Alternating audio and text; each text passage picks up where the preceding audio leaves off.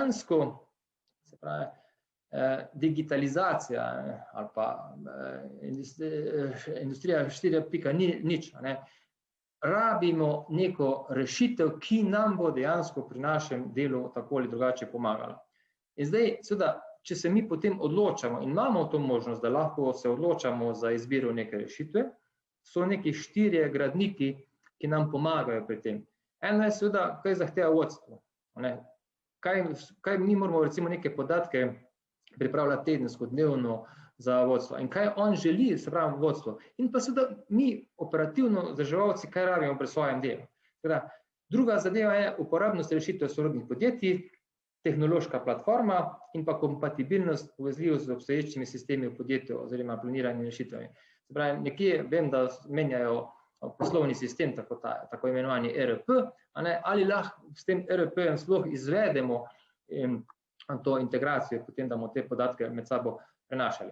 Torej, če gremo recimo zahteve in cilji vodstva ter službe vzdrževanja, kazalniki, mean time to repair, pač preprosto želijo vedeti, koliko časa ta podatek je, neki trendi, povprečni čas poročanja do zaključka nekega zastoja, zastoji na nekem stroju, stroški vzdrževanja. Skratka, to so neki kazalniki v realnem času, ki dejansko nam kažejo trenutno stanje ali pa stanje, ki je za neko obdobje in se seveda na podlagi realno zajetih podatkov prikazuje.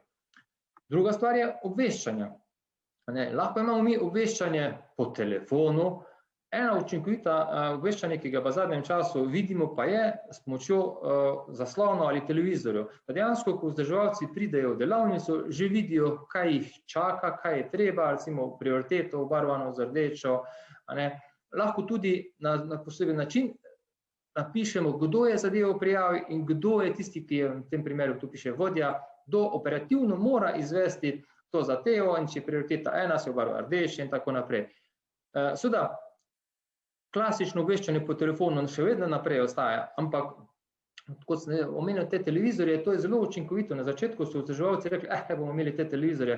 V zadnjem času pa so vedno večkrat reče, stopim v delavnico, pogledam na televizor in vem, kaj moram delati. Ni več to, da bi nekdo mi moral govoriti ali me klicati ali sitnariti, ali da bi jaz moral gledati, kdo pa je to poklical za to težavo. V tem primeru, kar zdaj gledamo na zaslonu, je ravno to, kakšna težava,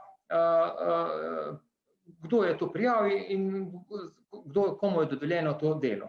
Seveda, klasično obveščanje po telefonu obstaja ali pa recimo obvestilo o okvari preko maila, podobna zadeva, ali pa potem že, če gledamo sukcesivno, potem, ko se je nekaj zgodilo, pa se ni popravilo, se pa lahko začne obveščati obvestilo o vzdrževalnem posegu, ki traja več kot 1 uro. To je pa potem že eskalacija teh korakov, ki so se prej zgodili, za naslednjimi ukrepi. Se pravi, če nekaj nismo popravili, ali premalo ljudi, ali ta človek, ki bi mogel popravljati, ni reagiral. Skratka, tu je mogoče en cilj, ki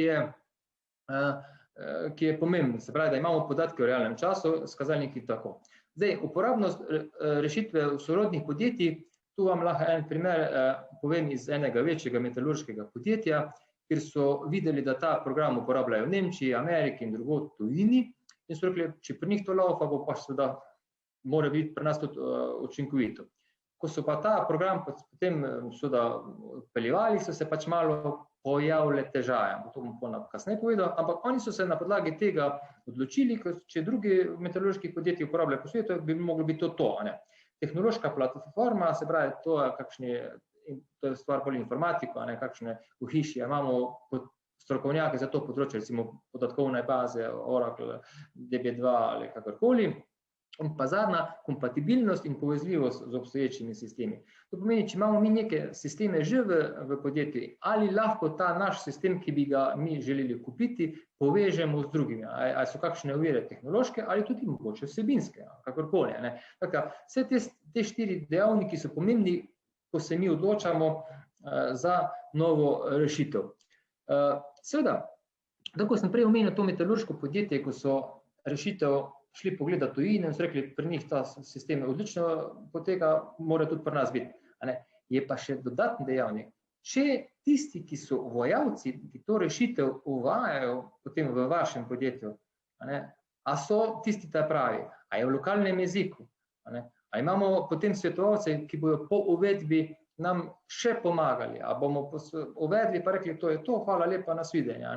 Teda, v tem metalurškem podjetju so imeli pač eno tako zanimivo izkušnjo, ko so jim poslali potem svetovalce, ki so govorili o angleščini. Bili so vmes pa tudi Madžari, pa Francozi in tamle je razločnost bila dokaj na nizkem nivoju in potem so rekli, poglejte, starejši ljudje ne razumejo dobro angleško, a nam lahko date nekega v južnoslovanskem jeziku. In potem so dali neke Srbe, ki jih pa mladi sodelavci v podjetju niso razumeli. Teda so imeli dejansko čisto tako eno banalno težavo, v katerem jeziku naj zadevo uvajajo, čeprav je bilo uvedeno v slovenščini, ampak svetovalci so bili pač tujci.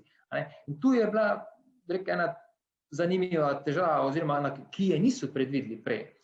No, tu v zadnju tudi vidite eno slikico, kako smo potem, ko bo ta kolega Lipar in Alen naprej predstavljali, kako smo zadevo rešili v podjetju Energetika v Mariboru, smo najprej rešitev narisali procese na tablo. Potem, ko smo to videli in testirali preko testnega okolja, smo pač narisali proces in rekli, to je to. Skratka, na tak način smo se tudi zasigurali, da dejansko tisto, kar so pričakovali, smo skozi sistem pretestirali. Kajti, ta sistem nismo najprej kupili pa uvedli, prvo smo preverili na naših podatkih, ali v resnici lahko dejansko te potrebe, ki jih imamo, zadovoljimo skozi to rešitev.